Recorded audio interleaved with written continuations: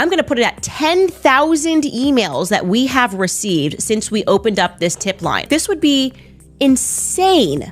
We want to read your emails. Absolutely not. She knows we're going to say you can't read that. She just continues to ask for more and more because she can't find. Blake Lively is reportedly unraveling after Candace Owens dropped a live on-air revelation that sent Hollywood into chaos. Owens named one figure allegedly tied to over 10,000 emails, hidden PR strategies, and even connections to Taylor Swift's father. The disclosure struck like a shockwave, cracking Blake's flawless public image and forcing her to confront a mountain of evidence she never expected to face. I've received my subpoena from Blake Lively today. I'll tell you what is in it, because in my opinion, she's kind of admitting that she cannot prove that there was a smear campaign. Now, in a dramatic twist, Blake Lively's legal team has issued a subpoena to Candace Owens, and the irony couldn't be more cinematic. Blake, long seen as Hollywood's picture of poise and perfection, appeared to think she could walk into a legal showdown as if it were a scripted drama. But this isn't the Upper East Side, and Owens isn't just another extra waiting for her cue. What are you talking about? This doesn't make any sense. Let's slow that down here, because I think we're realizing something. That's where everything flipped. Candace Owens doesn't do quiet exits. Instead of retreating, she fired back, transforming Blake's subpoena into a very public counterattack. What followed wasn't a simple rebuttal. It was a methodical dissection of Blake's entire case. Line by line, Owens exposed the cracks until the lawsuit started resembling a collapsing movie script rather than a solid legal strategy. I needed to work through her request because there's something very weird. The subpoena's delivery could have been mistaken for a scene from a courtroom thriller. A process server walked right onto the set, polite and unbothered, smiling as if he were delivering fan mail. "I'm a big fan," he said warmly before handing Candace the document meant to bring her down. It was an almost cinematic moment, ironic, surreal, and perfectly timed. The compelling part of this subpoena that I'm about to show you, which I wasn't expecting, is the requested timeline of a documentation that they'd like, okay? This is page 9 of the subpoena. It's a lot of blah, blah, blah, a bunch of words. I'm not reading this whole. Candace didn't ignore it. She opened the envelope live on camera, scanning the pages with her usual confidence until she reached page 9. Suddenly, her tone shifted. What began as playful banter turned tense, even unsettling. Because buried in the fine print was a demand that went far beyond routine evidence collection. This request concerned the time period from May 1st, 2024 through to present. Blake's legal powerhouse, led by attorney Michael Gattel, wasn't just after clarification, they wanted it all. Every email, text, and private message Candace had ever sent about Blake, stretching back to May 1st, 2024. It wasn't discovery, it was digital excavation. A sweeping search that looked less like legal procedure and more like panic dressed in professionalism. If you're going to subpoena people, you're going to need messages that took place before you filed the lawsuit saying that it already happened. But look what they're doing here. They're extending that. Why would you extend it? There's no way that you could extend it because it already happened in the past. Let's unpack this. The lawsuit was filed in December 2024, yet Blake's team wanted messages from after the supposed smear campaign had already played out. The timeline didn't add up. But there was one certainty: Candace Owens wasn't going to be bullied into submission. She wasn't about to play by Hollywood's PR rules. That I have a source, because I'm the one that revealed that it was Scott Swift who teamed up with Baldo. Because nothing rattles a celebrity's PR fortress faster than unfiltered truth. And that's exactly what Candace Owens delivered. She went live and dropped the kind of bombshell no one expected, implicating Scott Swift, Taylor Swift's father, as a silent player in a fierce behind-the-scenes PR war aimed squarely at Blake Lively. Her statement wasn't whispered or hedged. It was direct, unapologetic, and explosive. Going, oh, who sent that to her? Was it Taylor? Are Candace and Taylor friends? Is Taylor trying to undermine me? This is a fishing expedition. That's what it's, a fishing expedition, because she wants to know now who's talking trash. No vague hints. No cautious allegedly.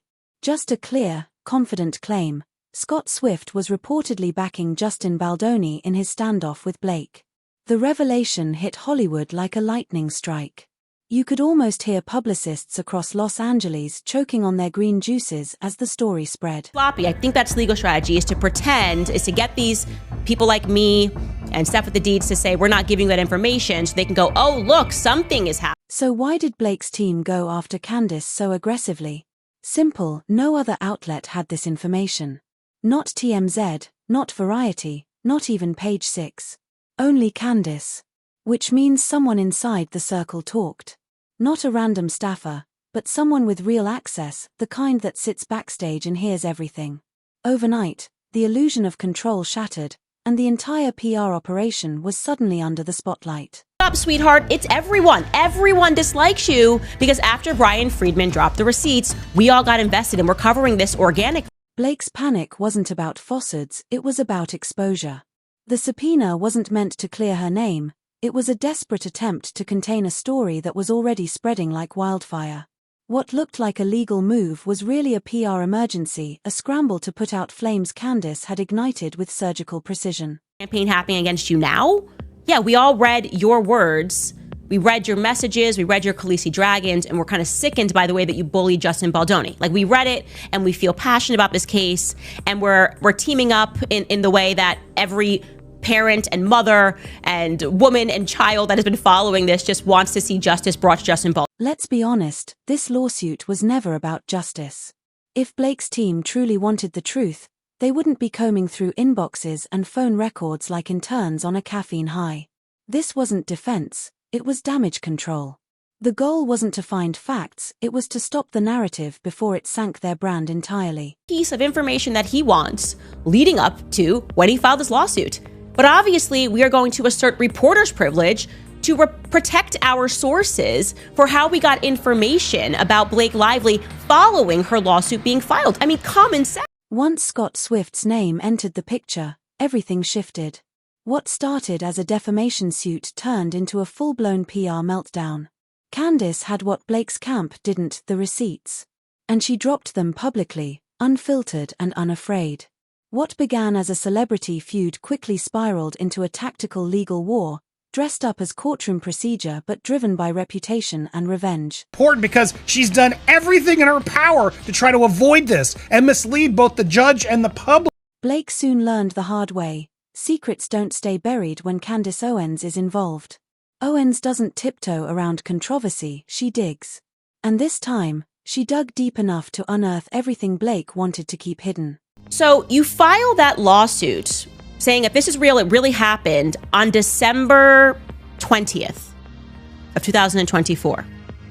It would follow that if you're going to subpoena people, you're going to need messages that took place before you filed the lawsuit saying that it already happened. But look what they're doing. While Blake's legal team flooded the media with subpoenas, Candace stayed calm, invoking journalist privilege with precision.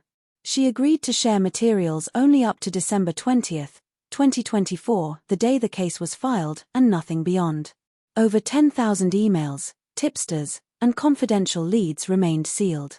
For Candace, this wasn't just defiance. It was about protecting journalism itself. Literally subpoenaing, just to be very clear, she wants, I'm going to put it at 10,000 emails that we have received since we opened up this. Even her legal counsel became part of the story. Her attorney, Noah, practically turned into an internet meme, fending off Blake's high-powered lawyers with caffeine, sarcasm, and a stack of privilege motions. The courtroom chaos might have looked like a spectacle, but behind the humor was a firm defense of press freedom. Check on Noah, please. Here it is. Here it is. Poor Noah, my lawyer.